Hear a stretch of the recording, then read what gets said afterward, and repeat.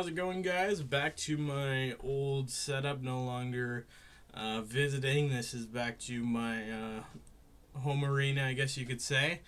Today was a good day for media, at least for me. I didn't end up having a few orders come in today. One order I wasn't actually expecting today. I was expecting more tomorrow or potentially next week. So I'm super pumped that they came in. I want to talk about them. One of them I did open, so we won't have that surprise.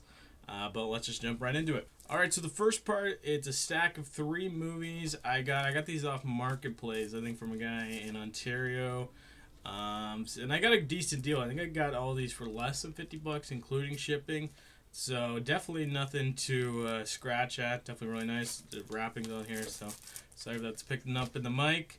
But first one we got Fear and Desire by Stanley Kubrick. This is a Kino release. I want to own all of Stanley Kubrick's work, obviously. This is one I haven't seen. This is one that is only an hour long. It was made in 1953. It is in the Library of Congress, so I think it's a very important film, a war film. He has my favorite war film with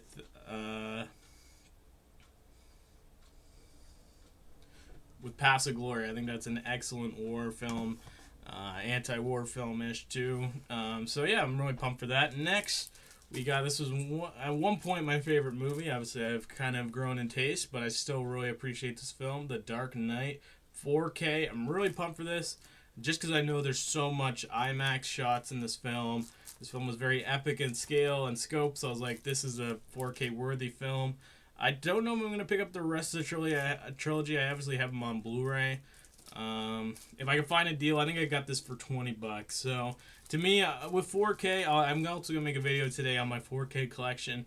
I really love 4K. If I can get everything in 4K, that'd be fucking awesome. That's obviously not realistic. So for me, I'm typically pretty picky when I pick up a 4K. If it's a film I have to love, first of all, I don't really get. I know some people get these films that are newer or just came out and they look amazing on 4K, but I'm not really shocked by that. I kind of want older films. I love when they take a film print and they 4K remaster that. I think that looks excellent. So definitely really pumped for this. Excited to watch it, and super glad I picked it up. All right, next thing. This is actually a European Blu-ray. You could tell by the different rating system on there, but this is actually at least the Blu-ray discs are region free, so I have nothing to worry about. But this is, of course, the classic Dawn of the Dead. I have not actually seen this film, so for me, I'm really pumped to check it out. I like Romero. Some of his work is more mainstream work. Obviously, I'm not too enamored in. The only thing that's just missing was there's a poster that came inside of it, which kind of sucks. It's not there, but nevertheless, this is really dope release. I love Arrow Video. To me, I think Criterion is obviously my favorite, but I have another Arrow Video. I wish that they would.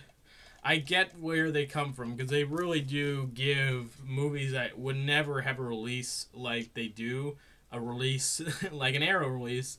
But for me, I just struggle where I'm like, especially if I have nothing tied to that movie, never heard anything about that movie, it looks like schlock garbage from the 80s or like a crappy horror movie that's not even worth watching, and they'll charge like $40-50. So for me, I'm like, I'm not interested in that. Like, I want to kill some deals.